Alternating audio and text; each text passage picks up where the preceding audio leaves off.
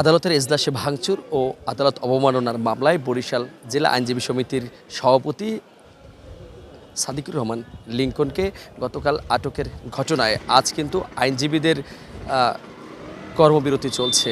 সকাল থেকেই এই আদালতে আইনজীবীদের কার্যক্রম আমরা বন্ধ দেখেছি, তবে আদালতের যে কার্যক্রম সেগুলো কিন্তু চলমান ছিল এবং স্বাভাবিক গতিতেই একটু দেখানোর চেষ্টা করছি। আমি এখন রয়েছি বরিশাল জেলা জজ আদালতের সিএমএম কোর্টের সামনে। এই কোর্টের আপনি জানবেন যে গত 3 দিন আগে কিন্তু বরিশাল জেলা আওয়ামী লীগের সাধারণ সম্পাদক ও বরিশাল জেলার 2 বারের সংসদ সদস্য অ্যাডভোকেট তালুকদার মোহাম্মদ ইউনুস তিনি একটি মামলায় জামিনের আবেদন করলে তাকে কিন্তু জামিন দেওয়া হয় এবং সেই জামিনকে কেন্দ্র করে বিএনপি ঘরানার যারা রয়েছে সেই আইনজীবীরা এখানে বিক্ষোভ করে।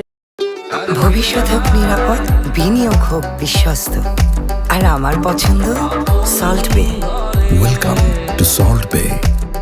এবং এক পর্যায়ে আদালতের কার্যক্রম চলমান অবস্থায় অর্থাৎ এখানের বিচারক এজলাসে থাকা অবস্থায় আইনজীবীদের যে সভাপতি সাদিকুর রহমান লিংকন তিনি আদালতে প্রবেশ করে এবং চেয়ার টেবিল তিনি ফেলে দেয়, একটি টেবিল ভাঙচুরও করে। এই অপরাধে তাৎক্ষণিকভাবেই তাকে কিছু সরাসরি করা না হলেও পরের দিন কি তার বিরুদ্ধে একটি মামলা দায়ের করা হয়, যেই মামলাটির বাদী হয় এই আদালতের বেঞ্চ সহকারী। এর পরবর্তীতে গতকালকে তাকে গ্রেফতার করা হয়েছে, বরিশাল মেট্রোপলিটন পুলিশ তাকে গ্রেফতার করে এবং তাকে জেলা হাজতে প্রেরণ করে। তাকে সেই জেলাকে কেন্দ্র করেই কিন্তু আজকে তারা নিঃশর্ত ক্ষমার দাবিতে আজকে কিন্তু তাদের এই আদালতের তারা আদালত বর্জন করে। তবে যে সাধারণ আইনজীবী যারা রয়েছেন তারা আদালত বর্জন করলেও আদালতের কার্যক্রম কিন্তু আমরা দেখেছি চলমান ছিল। তো এ ব্যাপারে আদালতের যিনি স্টোনও রয়েছে তিনি আসলে কি বলছেন বা আদালতের কার্যক্রমটা আমরা একটু জানার চেষ্টা করব যে ভাই আজকে কি আদালতের কার্যক্রম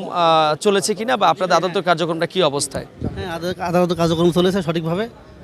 আমাদের অতিরিক্ত বিজ্ঞ চিফ মেট্রোপলিটন ম্যাজিস্ট্রেট আদালত সহ বরিশালের 51টি আদালতের সকল কার্যক্রম স্বাভাবিকভাবে পরিচালিত হয়েছে।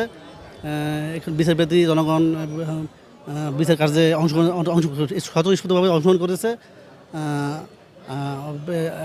আইনজীবীদের উপস্থিতি কম ছিল, তবে বিচারপতি জনগণ আসামি ও বাদী ওই পক্ষই শুনানি করতে সন্তুষ্ট হয়েছে।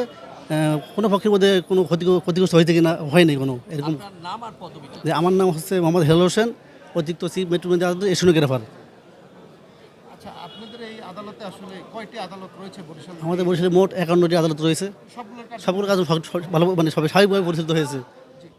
আপনাকে ধন্যবাদ। আসলে যেমনটি শুনছেন যে মূলত 51টি আদালতের কার্যক্রম কিন্তু একযোগে চলছে, এটি হচ্ছে আদালত কর্তৃপক্ষ বলছে। অপরদিকে যারা অ্যাডভোকেট রয়েছেন তারা কিন্তু আমাদেরকে জানিয়েছেন যে তারা কিন্তু আজকে এই কর্মবিরতি এবং তারা যে আদালত বর্জন সেটি কিন্তু তারা করে বিভিন্ন স্থানে তারা পোস্টার প্ল্যাকার্ড লাগিয়ে দিয়েছে এবং অন্যান্য যে আইনজীবী যারা রয়েছেন সকলেই কিন্তু যেই দলেরই থাকুক সকলে কিন্তু সেই তাদের যে নির্দেশনাটি অর্থাৎ বরিশাল বারের যেই নির্দেশনাটি সেটি কিন্তু তারা আসলে বাস্তবায়ন করছে। আরেকটু তথ্য আপনাকে জানিয়ে রাখি, ইতিমধ্যেই আদালতের এই যে ভাঙচুরের ঘটনায় বরিশাল মহানগর দায়রা জজ তিনি কিন্তু বরিশালের অতিরিক্ত মহানগর দায়রা জজের নেতৃত্বে একটি তদন্ত কমিটি গঠন করে এবং সেই কমিটিতে বরিশালের যে যুগ্ম মহানগর দায়রা জজ তারা 2 সদস্য বিশিষ্ট কমিটি গঠন করা এবং সেই কমিটির প্রতিবেদন ইতিমধ্যেই যে সুপ্রিম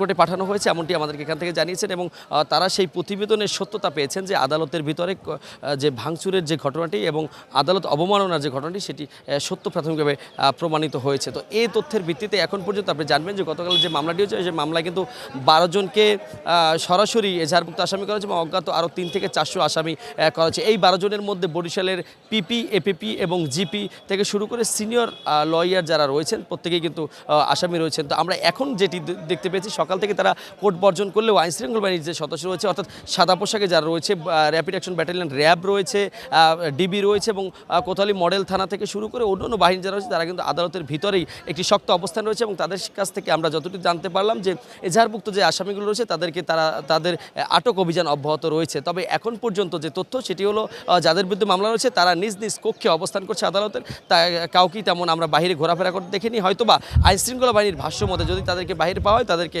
হয়তোবা আটক করা হতেও পারে। তো এখন পর্যন্ত এতটুকু ছিল আমার কাছে, হয়তোবা পরবর্তীতে জানাতে পারবে কার্যক্রম কি। সদ্য তথ্য আদালতের কার্যক্রম চলছে, আইনজীবীদের কোর্ট বর্জন, তবে তাদের স্বাক্ষরিত অনেক কাগজই আমরা আদালতের ভিতরে কার্যক্রম চলমান অবস্থায় দেখতে পেয়েছি। এই ছিল বরিশাল থেকে এখন পর্যন্ত আমার কাছে।